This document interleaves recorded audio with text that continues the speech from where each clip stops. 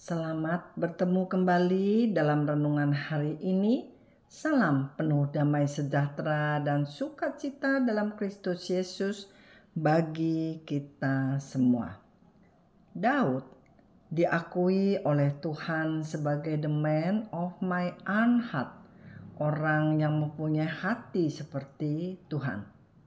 Sekarang kita mau melihat bagaimana kebijaksanaannya dalam mengatur pegawai-pegawainya. Mungkin kalau sekarang namanya kabinet. Dari 2 Samuel 20 ayat 23 sampai 26, Yoab menjadi kepala atas segenap tentara Israel. Benaya bin Yoyada menjadi kepala atas orang Kreti dan orang Pleti. Adoram menjadi kepala orang Rodi. Yosafat bin Ahilud menjadi bendahara negara. Sea menjadi panitera negara. Sadok dan Abidar menjadi imam. Ira orang Yair itu menjadi imam juga pada Daud. Saudara, konsep memilih orang sudah dipunyai orang Israel sejak zaman Musa, yaitu diambil dari Keluaran 18 ayat 25. Dari seluruh orang Israel, Musa memilih orang-orang cakap dan mengangkat mereka menjadi kepala atas bangsa itu. Menjadi pemimpin 1000 orang, pemimpin 100 orang, pemimpin 50 orang, dan pemimpin 10 orang. Jadi job description atau pembagian tugas sudah dimiliki oleh mereka sejak zaman dahulu. Pahlawan-pahlawannya yang mengelilinginya dari 2 Samuel 23 ayat 8 sampai 39. Triwira atau 3 perwira. 1. Isyabal, kepala triwira, dengan tombaknya dia melawan 800 orang yang tertikam mati. 2. Eleasar anak Dodo, dia membunuh banyak sekali orang Filistin sampai tangannya lesu tinggal melekat pada pedangnya.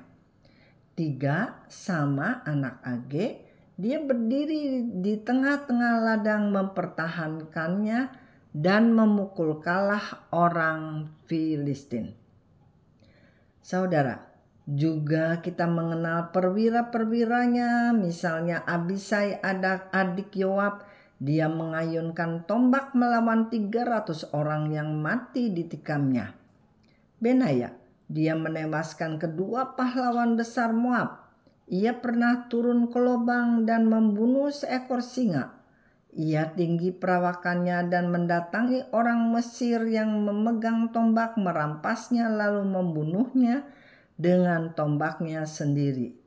Semuanya berjumlah 37 orang. Dari beberapa orang anak buahnya kita bisa menebak bagaimana kuatnya pahlawan-pahlawan dan perwira-perwira Daud. Dan musuh-musuhnya jera dan takut untuk melawannya. Kekuatan Daud tercermin dari perwira-perwiranya yang cakap dan unggul dalam berperang. Tentu saja hal ini tidak terlepas dari apa yang sudah dilakukannya untuk Israel. Dia menaklukkan Goliat dengan 1 lemparan batu dan memenggal kepalanya. Keperkasaannya ditiru oleh perwira-perwiranya. Dia juga meninggikan dan mempermuliakan Tuhan yang menjaga dan melindungi sepanjang perkelahiannya dengan singa dan serigala, dan juga pertempurannya dengan Goliat. Demikianlah seorang pemimpin yang ditiru oleh bawahannya, seperti atasan yang memberi contoh yang baik. Demikian juga bawahan-bawahannya menjadi baik. Bagaimana menginginkan anak buah yang cakap dan jujur kalau pemimpinnya tidak cakap dan tidak jujur? Salomo meminta kepada Tuhan hikmat dan pengertian untuk menjadi raja Israel yang begitu besar. Ditulis di 2 Taures 1 ayat 10, berilah sekarang kepadaku hikmat dan pengertian, supaya aku dapat keluar dan masuk sebagai pemimpin bangsa ini. Sebab siapakah yang dapat menghakimi umatmu yang besar ini? Saudara, doa ini adalah doa Salomo kepada Tuhan. Dan kita tahu betapa dia raja yang berhikmat, penuh kebijaksanaan, dan pemimpin yang takut akan Tuhan, sehingga disegani oleh negara-negara tetangga. Pilihlah orang yang takut akan Tuhan sebagai pemimpin, maka sejahteralah rakyatnya. Janganlah salah memilih pemimpin yang tidak takut akan Tuhan. Seperti ayat ini berkata, hai kamu pemimpin-pemimpin buta, nyamuk kamu tapiskan dari dalam minumanmu, tetapi unta yang di dalamnya kamu telan.